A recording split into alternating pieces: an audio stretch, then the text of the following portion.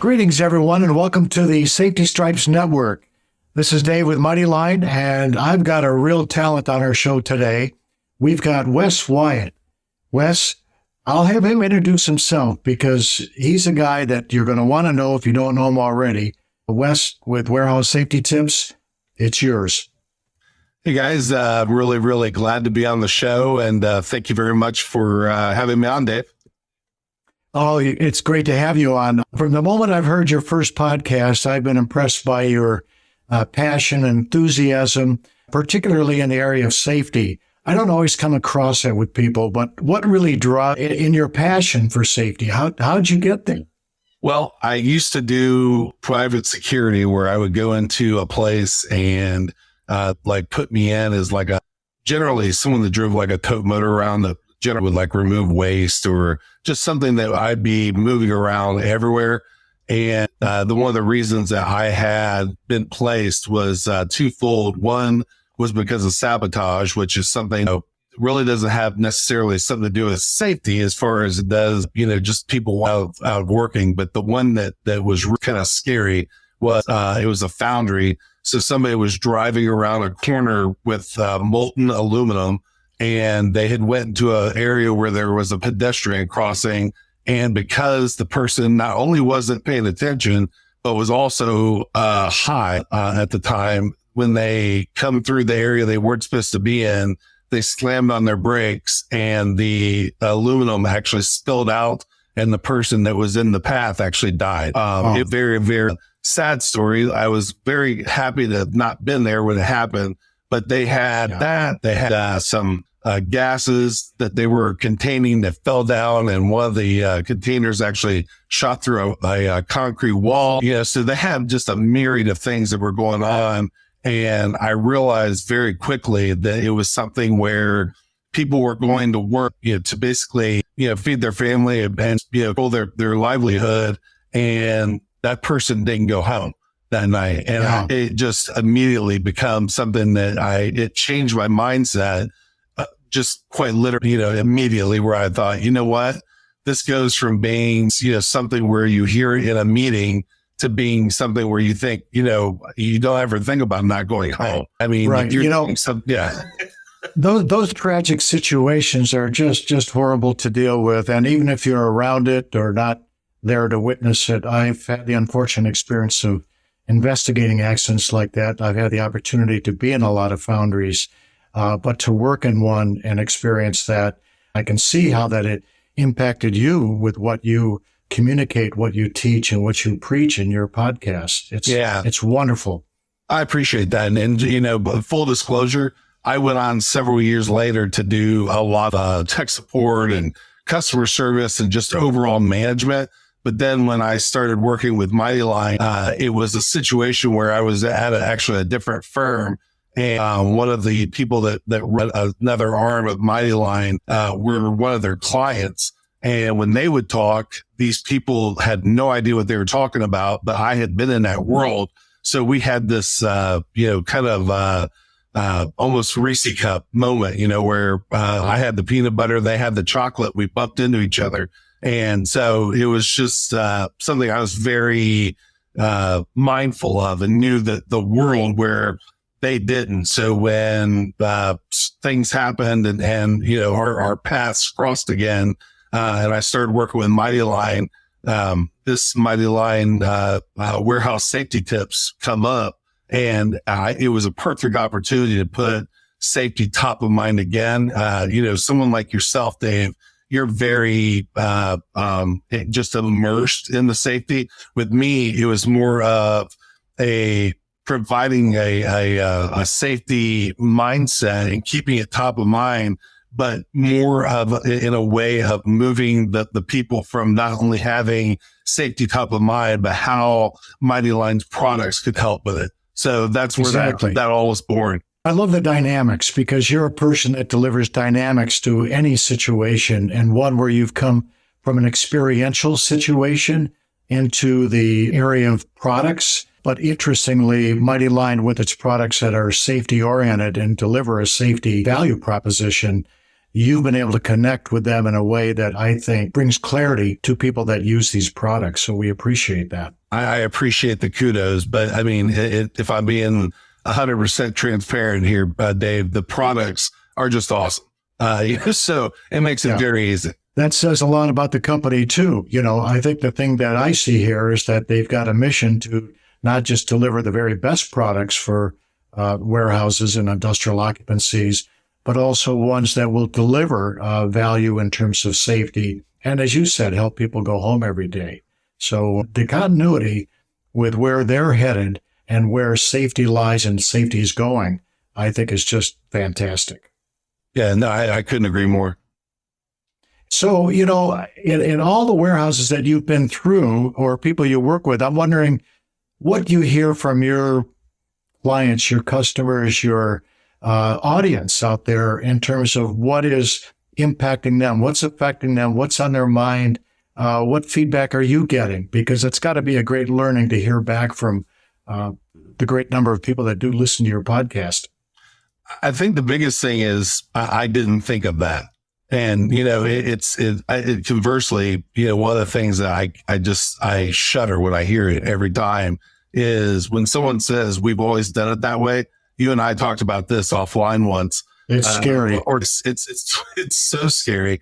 And, so when people start thinking of a mindset of constant, never-ending improvement, in the recent newsletter that Mightyline put out, talking about the whole Kaizen, Japanese side of things, if you're constantly looking for a way to improve as opposed to, well, that's how we do it. And case closed, you're always going to be able to walk through and instead of seeing a line or a arrow or an angle, you're going to look at it and say, oh, now I understand, the stripes there, because if, the power goes out and we need to get out of here. Yeah, I know how to get out of here, but what if a vendor's here? The little things that you do, it's kind of like when your mom and dad say, because I told you so. Yeah, well, that's great. But if they say, listen, if you do this, this is going to happen. You may not listen. You may still go and touch that hot stove, but they've been there and done that and have the knowledge. So if someone comes in with safety and says, do this, this, and this, you can hear the OSHA, you can hear the mandates, you can hear all the clutter around it. But then if something like me with the molten aluminum, happens, then all of a sudden you're like, oh, that's why they've been telling us to do that, all this time. Or if you see somebody bend over and get their hair stuck in a machine and it scalps them or something, you're like, oh, that's why you don't have your hair exposed. So it's kind of like, I think the biggest thing, and I didn't mean to turn that into a long answer, but people start to say, oh, that's why, we're told to do that, or I have a voice, that I can, kind of give my take on why this would be safer. Then all of a sudden, once you get that realization as to why they're doing it, and at the same time, a realization that, hey, I can contribute to make this better every day, and not only take myself home to my wife or husband or significant other or cat, it is going to sink in. And I think that's the biggest. I think it's wonderful when you see and hear people putting it all together. And that's really what's happening, because when you get into a situation, a lot of companies end up with this, and it's the issue of complacency. I actually happened to walk in a warehouse just a short time ago, and I was shocked, actually. There was not a single floor stripe, floor sign. In fact, there's very little signage throughout the entire warehouse, and they've been in business for a number of years. But what I noted was the gentleman that was running the operation, I said to him, hey, have you thought about improving, how this all works together for your lift truck operators, for your employees, and in particular their customers, because they were walking customers through the warehouse. He made the comment that, yeah, we really have a problem. They're always putting pallets in the wrong location. I said, you ought to stripe it. And the answer I got was stunning. It was, well, they'd still do it.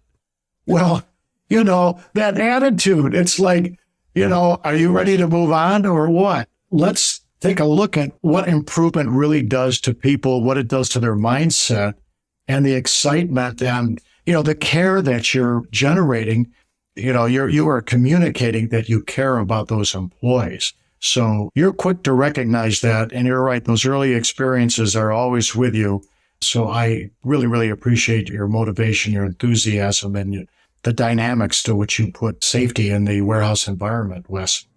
Again, appreciate that, Dave. It's a very kind of maddening situation because you and I got to hear this probably 100+ times at one of our recent conventions when people would ask, how's it do against tote motor traffic? They're not asking, and what I should say is, how does Mighty Line, stack up against tote motor traffic? And what I mean by that for the listeners and people that are watching this, our product is beveled and has a lot of proprietary components to it that make it great. The thickness, the bevel, and a lot of other things that will take immense traffic, but that's not what they're asking. What they were really asking, that the underlying question there is, when our people go through with their forks down and dragging stuff across it, is it going to rip up?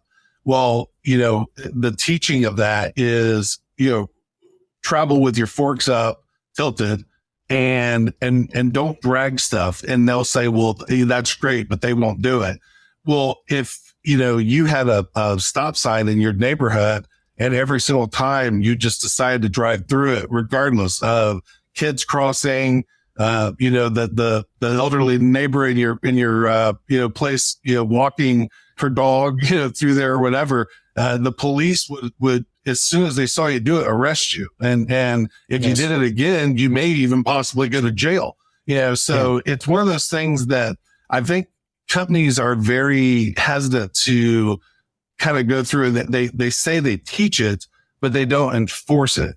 So I think that stuff could be actually remedied very easily by just, essentially, if we see you do it, the first time it's a warning, the second time it's maybe suspension, and the third time you're fired.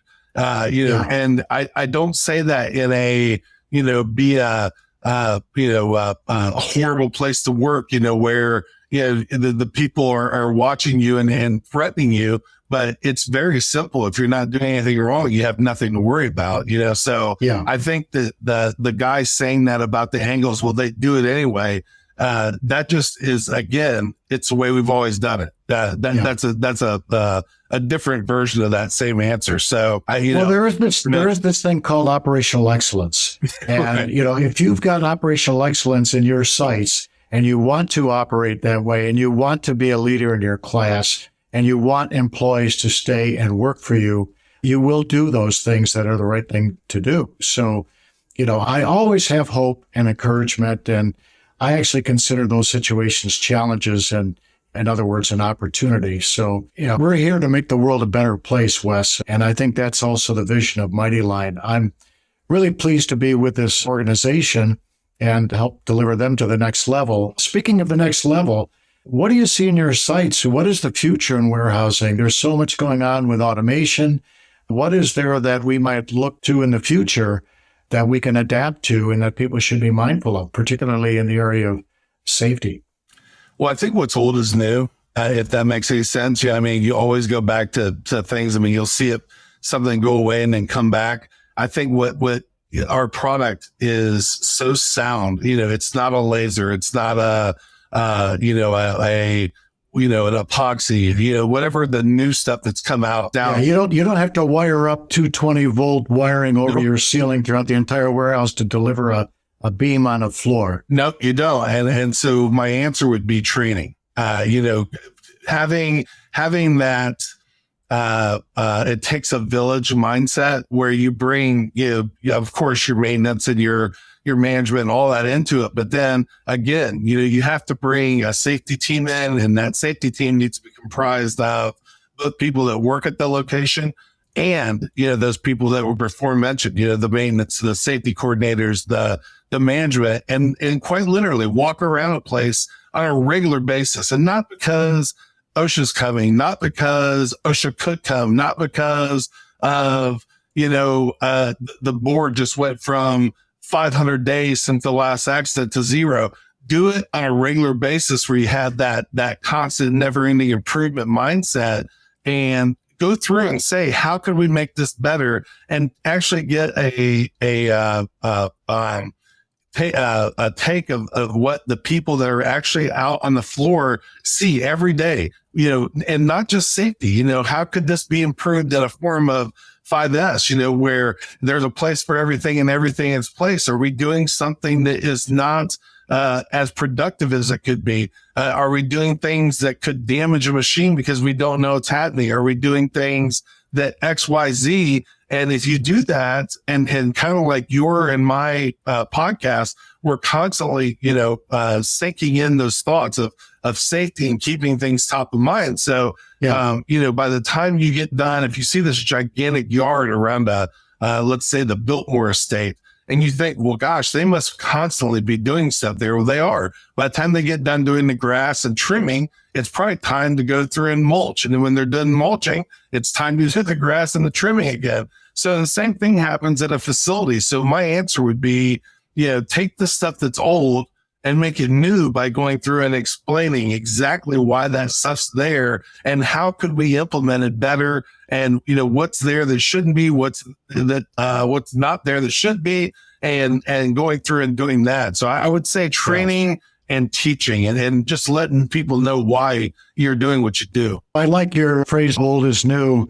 If you look back at least in my youth, we played a lot of baseball. We learned how to ride bikes, rode them everywhere. We took musical lessons. A lot of those early skills you keep with you all your life. And in safety, some of the early learnings that we've had in safety last a lifetime. The learnings that you've had, learnings I've had, we carry that forward.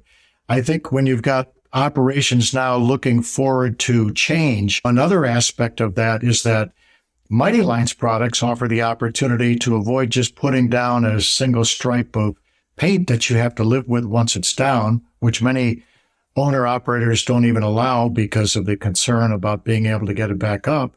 And now you've got a product that's got a 3-year limited warranty that could deliver a great solution that could be changed in the future if there are changes. So we need to learn these things, understand these things, and compare and be open to new ideas while looking at what we've been doing and just questioning that sometimes.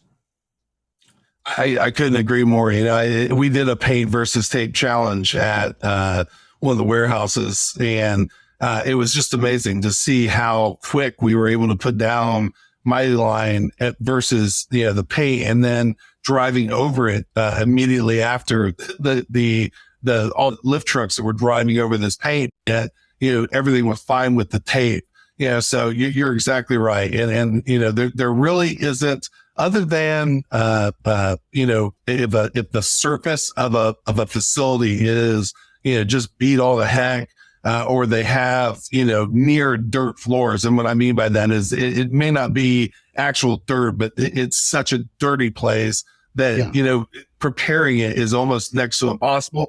Those people have a genuine concern because our product isn't going to be able to stay down the way the warranty, would want it to. But, fortunately, that's not the majority of warehouses out there. No, it's not. Most Absolutely people not. Yeah. Yeah. And that's what I'm getting at is that, it's really not our product, or tape in general, just, to let you know that our product is superior, but it is that training thing. 95% of the stuff that could happen to it, outside of the actual, wear is probably, operator error. So it's a training thing, I always say this jokingly, to everyone that asks, if we could fix it, we'd be on a beach with an umbrella drink.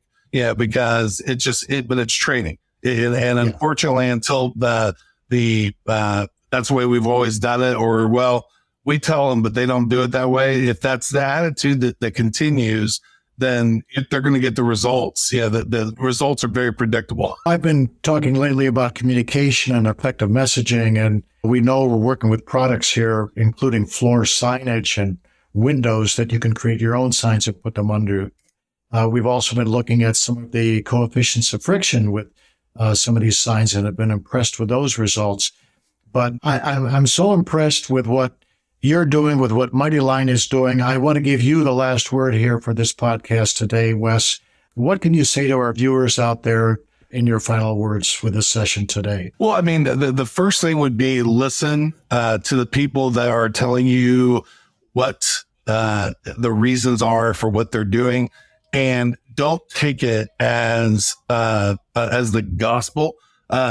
Question, ask why. If you have a question, ask, what if, we did this? And then the other thing is that in addition to asking questions and actually getting involved in the training that you're being given, if you see something, say something. I mean, I hate to say that I didn't obviously come up with that. It was, had to do with, I think crime, initially.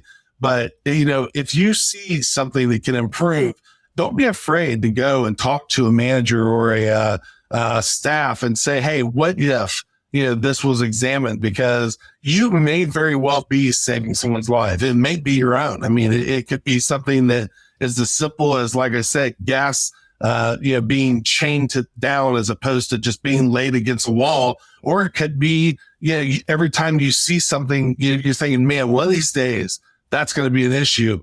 Don't let it be an issue. Fix it before it happens. So I would say just being very proactive and having that, again, I'm going to sound like a broken record, but that constant, never-ending improvement mindset to where you are essentially the person that is helping to further and engage that mindset of safety and coming in and leaving as safe as you come.